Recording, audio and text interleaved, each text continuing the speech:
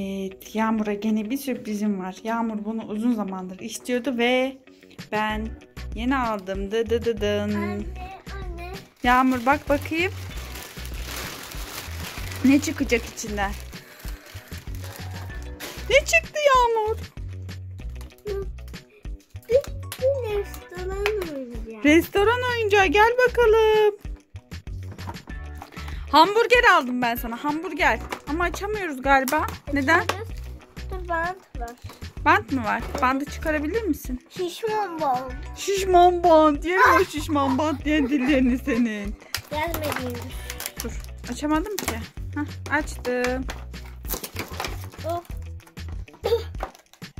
Bunun artık Barbie'ye ne yaparsın? Yemek. Yemek. Dur bakalım şöyle. Aa, patatesler yıkılmış. Bir şey olmaz. Yıkılmış, bir şey olmaz değil mi? Evet. Açamadım ben ya bir türlü bunu. Bantlar var daha. Her yerde varmış bu bant. Ben bu kadar çok bant olduğunu bilmiyordum. Dur açalım. Şuradan. Anne tamam açtım. Açtın mı? Aa, dondurma. Bakayım bir, patateslerin ne kadar tatlıymış. Bunu ben yiyeyim mi? Yum yum yum yum yum yum yum yum yum yum. Gerçek değil ama. Bakalım, koyalım içine. Oh! Yağmur, bir sürü yiyeceğin oldu. Bu akşam şanslısın. Hamburgere bakın. Bayıldım. Aa, bunun içine içecek koyup içelim mi? Bakayım.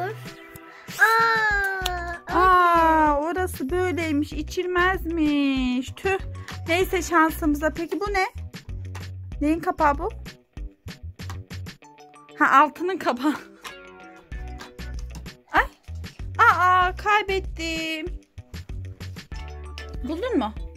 Heh. Hadi bununla oyna, tamam mı? Tamam. Ben çok beğendim. Bana da yap arada.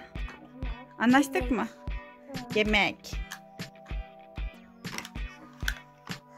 Yum yum yum yum yum yum yum yum yum yum. Yedim hamburgerini.